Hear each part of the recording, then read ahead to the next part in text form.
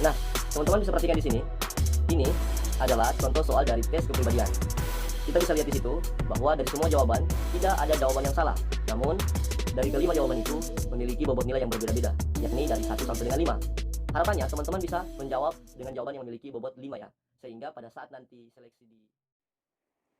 Hai guys, salam sehat untuk kita semua dan tetap semangat. Jumpa lagi di channel Muhammad Afandi Jaya yang tentunya berusaha untuk berbagi pengalaman, berbagi informasi, berbagi pengetahuan, dan juga semoga bisa berbagi inspirasi kepada para pemuda-pemudi bangsa Indonesia untuk menjalankan perannya sebagai generasi emas penerus bangsa. Nah, di video kali ini saya akan melanjutkan pembahasan mengenai beasiswa LPDP, yang dimana di video sebelumnya saya telah membahas mengenai seleksi tahap awal, yakni seleksi administratif. So guys, bagi teman-teman yang belum menonton video saya sebelumnya, silakan dinonton agar teman-teman bisa mendapatkan informasi secara utuh mengenai beasiswa LPDP dari saya. Tepat sekali, di video kali ini kita akan membahas mengenai seleksi tahap 2 pada proses penerimaan beasiswa LPDP, yakni seleksi berbasis komputer. Di sini saya akan mencoba berbagi pengalaman dan juga akan memberikan informasi mengenai pelaksanaan seleksi berbasis komputer yang saya lalui di tahun 2019.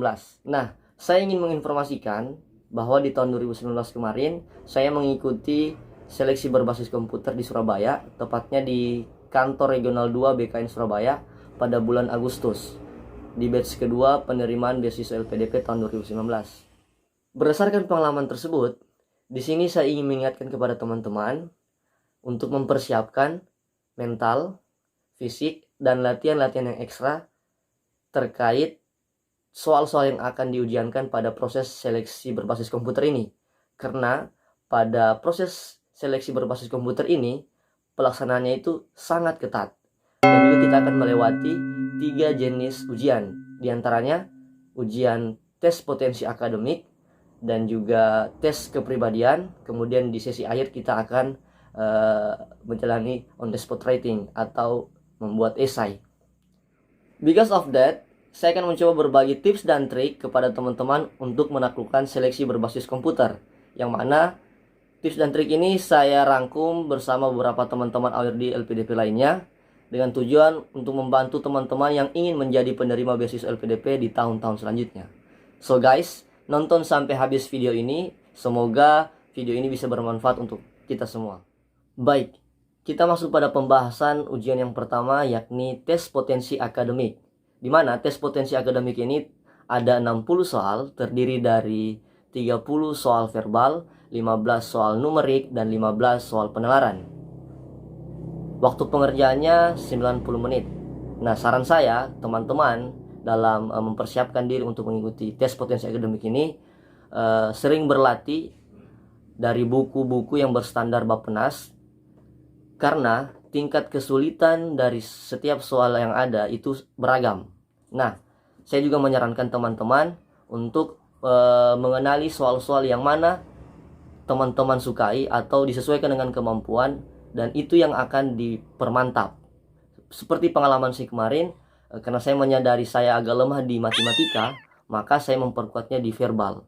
Dan di verbal itu ada antonim, sinonim, dan sebagainya. Kemudian di numerik ada deret, ada interval, dan sebagainya. Nah, pun juga saya suka di deret, jadi deret juga saya maksimalkan. Begitupun di penalaran, agar akumulasi dari nilai yang saya dapatkan bisa di atas rata-rata. Dan alhamdulillah hasilnya saya mendapatkan nilai di atas standar yang ditentukan. Oleh karena itu, teman-teman jangan lupa untuk mengenali potensi teman-teman, di mana sih teman-teman ini suka untuk soal-soal yang diujiankan, dan apabila sudah ditemukan maka perkuat di situ. Perlu diingat juga bahwa akumulasi dari nilai tes potensi akademik ini menjadi penentu lolos atau tidaknya teman-teman di seleksi berbasis komputer ini, di mana jumlah poin yang akan teman-teman dapatkan jika teman-teman benar mendapatkan 5 poin, namun jika salah, teman-teman mendapatkan 0 poin tanpa pengurangan jumlah poin yang sudah ada. Nah guys, berkaitan dengan standarisasi poin, dari setiap jalur yang ada itu berbeda. Misalkan teman-teman yang mendaftarkan diri melalui jalur afirmasi itu berbeda standarisasinya dengan teman-teman yang mendaftarkan diri melalui jalur reguler atau targeted group.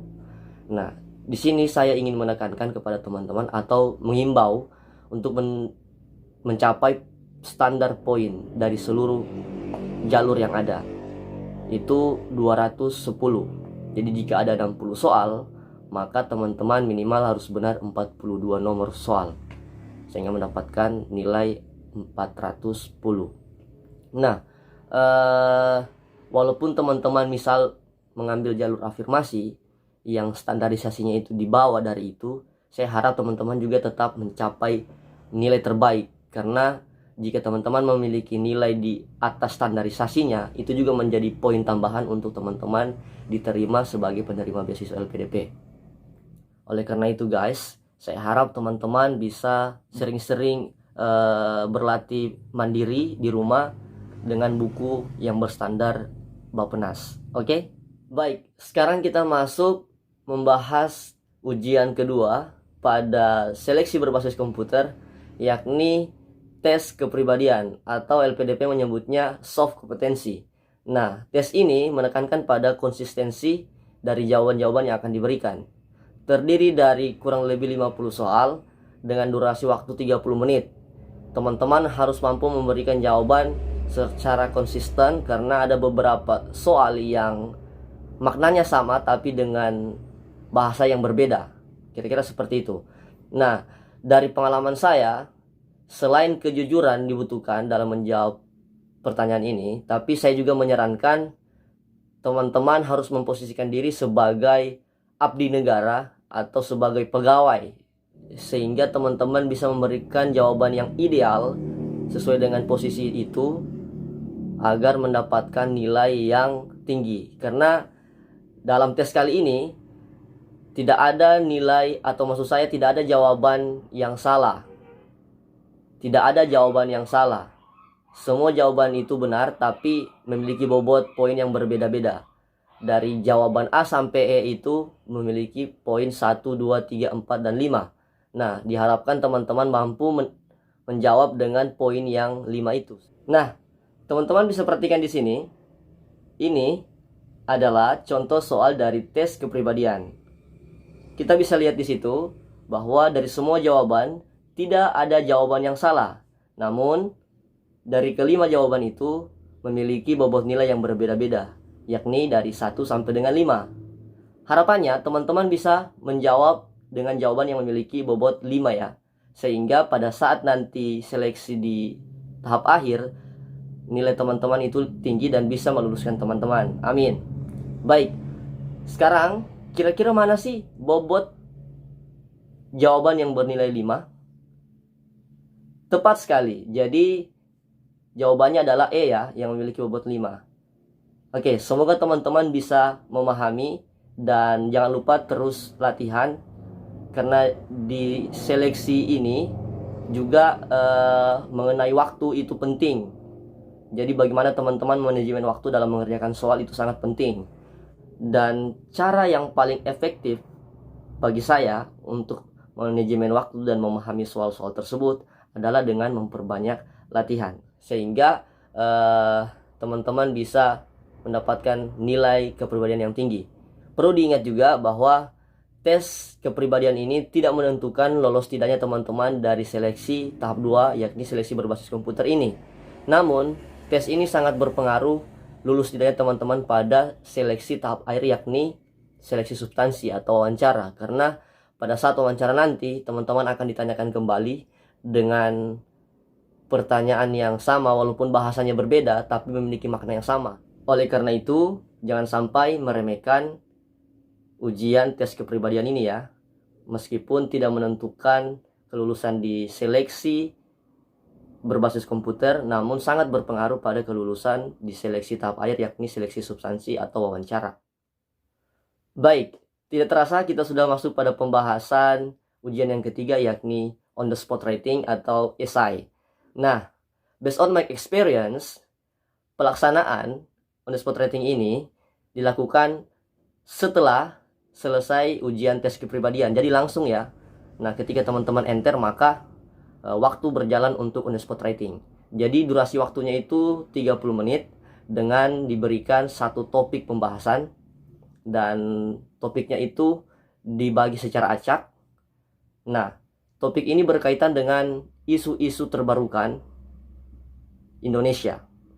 Ya, jadi tepatnya apa-apa saja yang terjadi di Indonesia itu yang akan teman-teman dapatkan nantinya untuk dibuatkan tulisan. Nah, jika misalkan pelaksanaan itu dilakukan hari ini, maka bisa jadi yang menjadi pembahasannya adalah corona, tentang bagaimana kebijakan pemerintah mengatasi corona, bagaimana tanggapan sebagai masyarakat, dan atau bagaimana corona ini bisa selesai. Kira-kira seperti itu. Nah, oleh karena itu saya sarankan kepada teman-teman untuk sering-sering nonton berita, baik itu di sosial media maupun di televisi. Jadi kalau teman-teman punya Instagram, jangan hanya follow Keke ya, follow juga akun-akun berita, dan juga jangan lupa follow. Baik, saran saya untuk menaklukkan ujian on the spot writing ini, teman-teman harus memperluas wawasan dengan menonton berita atau dengan cara-cara lainnya, dan perbanyak latihan menulis, dan tentunya menggunakan aturan penulisan ilmiah. Nah, biasanya dalam penulisan ilmiah itu pada paragraf pertama dan paragraf kedua itu adalah pendahuluan atau introduction, kemudian paragraf ketiga, keempat, kelima, dan seterusnya itu adalah isi atau pembahasan, dan di paragraf terakhir penutup. Nah, manajemen waktu juga penting, karena hanya 30 menit dengan satu topik, teman-teman harus bisa memberikan atau menuliskan pendapat teman-teman secara jelas, singkat, dan padat. Oke guys, itu kira-kira yang bisa saya sampaikan berdasarkan pengalaman saya mengenai seleksi tahap 2 beasiswa LPDP, yakni seleksi berbasis komputer. Semoga kebijakan LPDP tidak berubah ya. Saya berharap video ini bisa membantu teman-teman untuk menaklukkan seleksi berbasis komputer di tahun 2020 ini dan tahun-tahun selanjutnya. Dan saya juga berharap semoga video ini bisa membantu meningkatkan semangat teman-teman untuk mengejar cita-citanya melalui beasiswa LPDP. Jika teman-teman memiliki pertanyaan, silakan komen atau chat saya di Instagram. Dan jika tidak merepotkan, mohon like, subscribe, dan jangan lupa di-share juga agar kita bisa sama-sama berbagi manfaat. Thanks for watching. Sampai ketemu di video saya selanjutnya yang akan membahas seleksi tahap akhir beasiswa LPDP, yakni seleksi substansi atau wawancara. Bye.